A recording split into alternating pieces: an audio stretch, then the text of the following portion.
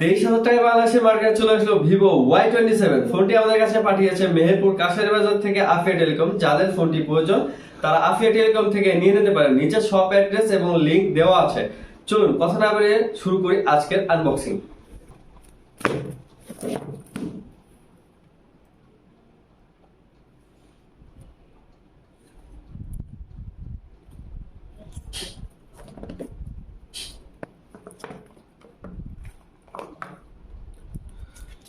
বক্সটি open করে first of all দেখতে পাবো আমাদের সেই কাঙ্ক্ষিত ফোনটি, গর্জিয়াস লুকিং।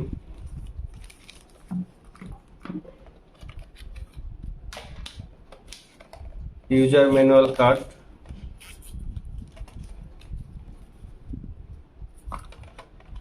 এবং একটি সিলিকন ব্যাক কভার, বেশ ভালোই। 44 ওয়াটের flash charger, type C cable এবং সিম ইজেক্টর। ফোনটি মার্কেটে দুইটা কালারে অ্যাভেলেবল, একটি ব্ল্যাক আর একটি ব্লু। এবং এই ফোনটির ক্যামেরা মডিউলটি সরাসরি আমরা দেখতে পাবো যে গোল্ড রিং ইউজ করা হয়েছে। ভিভো অন্যান্য ফোনের থেকে এই ফোনের ক্যামেরা মডিউলটি অনেক ডিফারেন্ট করেছে, যা অনেক গর্জিয়াস এবং অনেক সুন্দর লাগছে।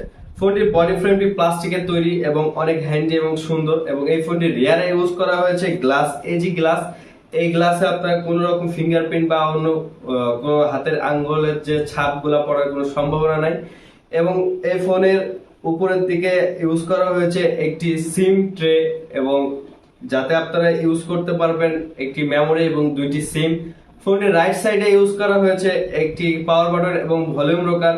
পাওয়ার বাটনে আপনারা ফিঙ্গারপ্রিন্ট ইউজ করতে পারবেন।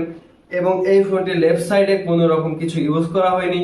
ফোনটির নিচের দিকে ইউজ করা হয়েছে একটি 3.5mm হেডফোন জ্যাক এবং একটি প্রাইমারি মাইক, তার সাথে একটি টাইপ সি পোর্ট এবং স্পিকার কোয়ালিটি বেশ ভালো ছিল। আমরা পরীক্ষা করে দেখেছিলাম, এর সাউন্ড কোয়ালিটি মোটামুটি এভারেজ ছিল।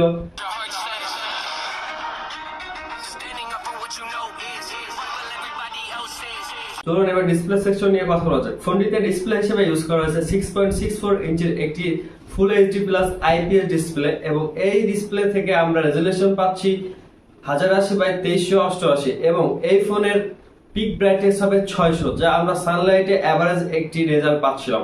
ডিসপ্লেটি ইউজ করে বেশ মজা, ডে বাই ডে আমরা ইউজ করে বেশ মজা পাবো। ফোনটিতে যে কোনো ধরনের অ্যাপস ইনস্টল করে ভালোই লাগছিল, কিন্তু ফোনটিতে 90 হার্জ বা 120 হার্জ রিফ্রেশ রেট এর ভিতর কিছু ইউজ করা হয়নি। 23,000 টাকা বাজেটে অন্তত 90 হার্জ রিফ্রেশ রেট ইউজ করা উচিত ছিল।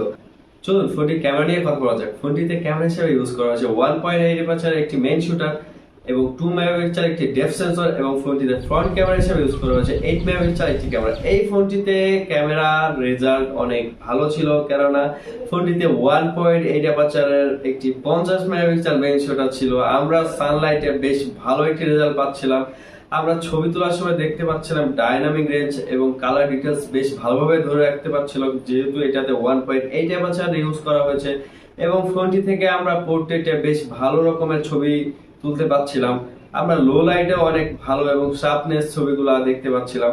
এবং ফ্রন্টে সেলফি ক্যামেরা আমাদের বেশ ভালো ছিল, যেহেতু এটাতে 8 মেগাপিক্সেল ক্যামেরা ইউজ করা হয়েছে। তারপরেও ফোনটির 8 মেগাপিক্সেল হলেও ক্যামেরা কোয়ালিটি বেশ ভালো ছিল। চলুন ফোনটির পারফরম্যান্স সেকশন নিয়ে কথা বলছি। ফোনটিতে প্রসেসর হিসেবে ইউজ করা হয়েছে মিডিয়াটেকের G85 প্রসেসর।